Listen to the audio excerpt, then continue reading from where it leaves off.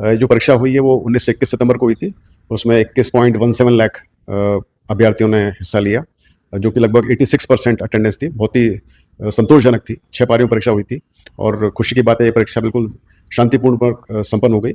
छुटपुट कुछ इश्यूज थे, जैसे कोई किसी ने प्रयास किया डमी आने का या कहीं और डमी बैठा हुआ था, या कुछ चेहरों का मिलान का इशू था, कोई एक बच्चे के पास स्मार्ट वॉच मिली थी।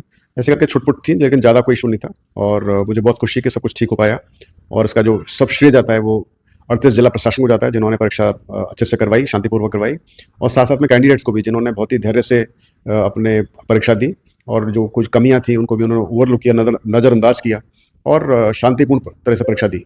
तो ये एक टीम एफर्ट था, जिसके अंदर कर्मचारी चयन बोर्ड, जिला प्रशासन और कैंडिडेट्स सब ने मिलजुल कर कार्रवाई की और खुशी की बात है सब कुछ ठीक हो गया।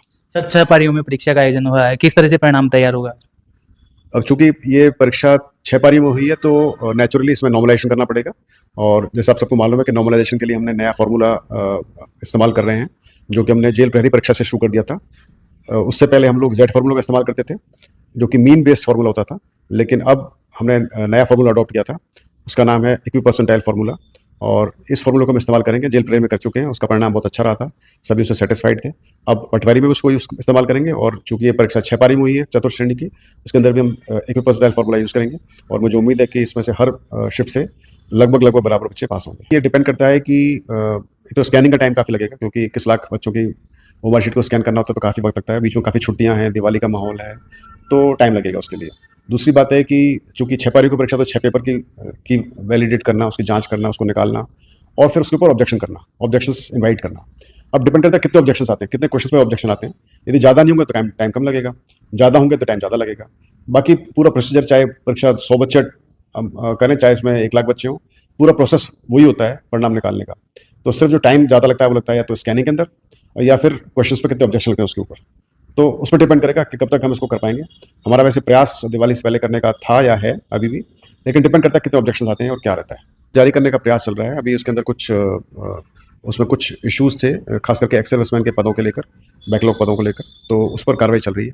तो जैसे ही वो उसकी अर्थना पूरी तरह से हमारे पास तैयार हो जाती है, मिल जाती है, तो फिर हम उसका विज्ञापन जारी कर सकते हैं। तो कोई चेंज नहीं है, तय समय पर परीक्षा होने का पूरा प्लान है। वीडियो परीक्षा 2 नवंबर को है, उसमें लगभग 5.5 लाख अभ्यर्थी हिस्सा ले रहे हैं, और हमारा प्लान इसको एक शिफ्ट में कराने का है, और 38 जिलों में परीक्षा होगी, तो उसकी तैयारी चल रही है। और उसके बाद में फिर 6 नवंबर को परिचालक भर्ती, जिसमें लगभग 1.1 लाख यानी 1,10,000 बच्चे बैठेंगे, और वो भी एक ही पारी में है, और वो हम 7 जिलों में कराने का प्लान कर रहे हैं। तो उनकी तैयारी चल रही है और सब कुछ रेडी है। टाइम से परीक्षा होगी, कोई चेंज नहीं होगा।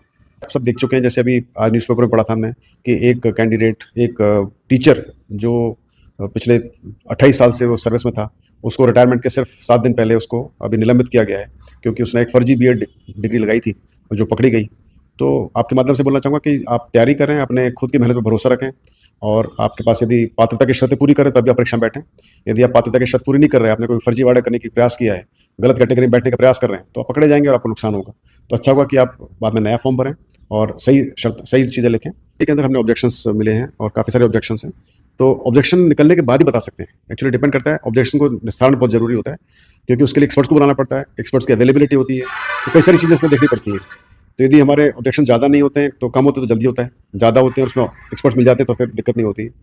तो देखते हैं, अभी कुछ कह नहीं सकते कब तक निकाल पाएंगे। जैसे मैंने बताया, प्रयास हमारा पटवारी का दिवाली से पहले का ही था, अभी भी है, ये देखते हैं कितना जल्दी कर पाते हैं। आज भी कर दिया है कि 2 उसमें एजेंडा थे।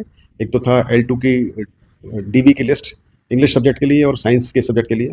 तो उसके लिए जो कैंडिडेट्स कम पढ़ रहे थे उनके लिए डीवी के लिए हमने लिस्ट निकाली है, जो कि हम अपलोड कर देंगे। और दूसरी थी हमारी स्टेनो परीक्षा, जो कि काफ़ी पहले हुई थी, उसके बाद उसका फिर स्किल टेस्ट हुआ था, और उसकी लिस्ट हमने निकाल दी है। मतलब वो अपलोड अपनी अनुमोदन हो गया उसका, लगभग 904 या कुछ ऐसे कैंडिडेट्स उसमें क्लियर हुए हैं। तो ये लिस्ट हम जल्दी अपलोड कर देंगे, तो बच्चों को पता पड़ जाएगा। आपके माध्यम से सभी को बहुत बहुत शुभकामनाएं, बहुत बधाई जिन बच्चों ने उसमें सफलता हासिल की है।